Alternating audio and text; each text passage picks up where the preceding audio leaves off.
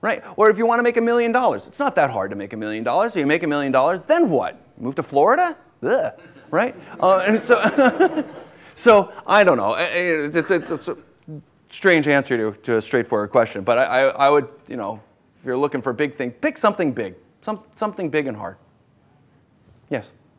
Does what you do require, you know, a big massive search engine like Google to access all the stuff in your archiving, and if so, is that a problem or issue?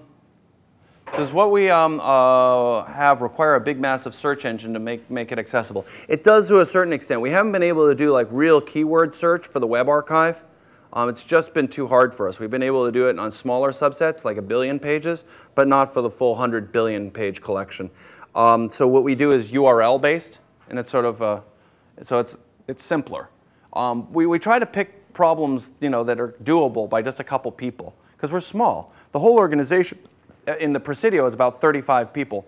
There are 160 people that are turning pages in scanning centers all around the world, but it's only about 35 people. So we have to basically be clever to be able to do what we're doing at the low price because there isn't that much money that goes to nonprofits, at least at this point. Hopefully that will change.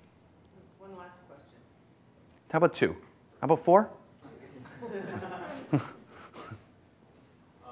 Your stated goal is universal access to all knowledge. Yes. What sort of distinction would you make between knowledge and data or information, and what sort of implications does that have for your work? What's the difference between knowledge and information and data, and what are the implications if we're doing all knowledge?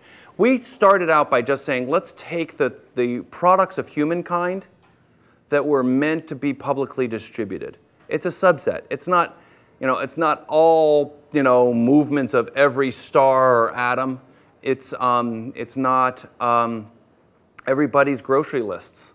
The idea is to basically confine it so that it was a bit more doable to sort of whack off this kind of a scope. So we sort of went with cultural materials, but there's value in other sets. But our goal is that, and that one thing that we find is if you look for things that are just meant to be publicly distributed, it really brings it down in size a lot. It's not everything on everybody's computer. It's the things that they cared about sharing. So there's a certain level of filtering that goes on, and it makes our job much more tractable. Also, it doesn't get in quite as much of the privacy issues that we'd like to try to avoid. So anyway, so we're cheating. It's not necessarily all knowledge. It's just at least this particular piece. I get one more? Go. Okay, I'll be quick. I wasn't quite clear on the difference between your book project and Google Books project. Yes. Is there some overlap there or any collaboration? There's no collaboration. There is overlap. Google's project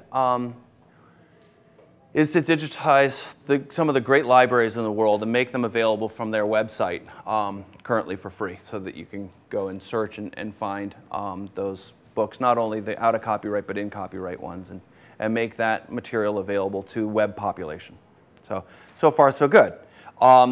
The collaborations to be able to get to the older books, they basically needed to work with libraries. And so they made deals with the libraries to get access to the book and the books, and the Google paid for, in general, paid for the digitization of those books. And they gave back the books, and they also would give back a digital copy of those books to the library. But they gave back that digital copy to the library with restrictions that never end. So these books that have been digitized then get put back in the libraries. And the libraries, basically what Stanford says, they only think of it as a preservation copy. They're burying it in the basement because they can't do much with it. The most they can do is sort of share it on campus as best we can tell. And that's so limited use that in general, the libraries often aren't even getting the digital copies back. So let's see what implications does that make. It means that Google may become the library, and it'll be the only place that has the library. So they'll be the only portal to information. So they're starting to link search and the content in one service and one service alone. That's called a closed garden. It's what LexisNexis is. It's what AOL is. And they put up technology impediments for other people to go and build search engines on them.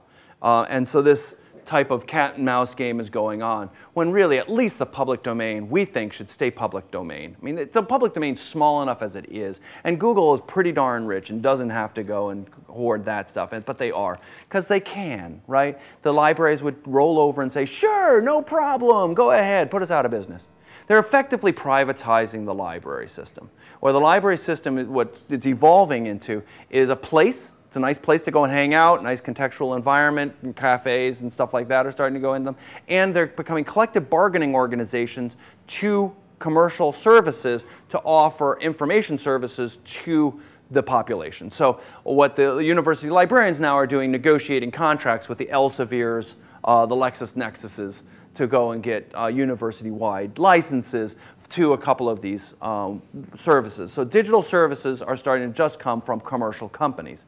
And if we don't have digital services coming from the public sphere, we fear that basically there'll be more manipulation of the intellectual discourse than really this country has ever really seen, and it resemble other countries that we don't want to go near. And the Internet Archive project is trying to be as open as possible, allows bulk downloading and bulk rehosting by other educational library for everything we do, and almost the rest of it is public domain, and that stuff is able to be reused commercially, non-commercially, whatever. Yes? Still inviting people who are interested in learning more to come over on Fridays? Yes. We have lunch on Fridays, every Friday from noon to 1. And it's pretty open. You know, it's basically free lunch, and we go around the room and have our guests introduce themselves, and then we go around the room and say what it is we're up to. It's as close as we have to a staff meeting. We're trying out how open can you be, right? And it's a way of getting to know what it is we're doing. There are a bunch of different projects that I haven't talked about, NASA, all sorts of interesting things that are going on, and it's free food. You know, what's not to like? And it's over in the Presidio of San Francisco. I've got little laptop stickers up here if you want, you know, swag, and cards if anybody wants to be able to write me to be able to find where you can have lunch on Fridays. And thank you very much for inviting me.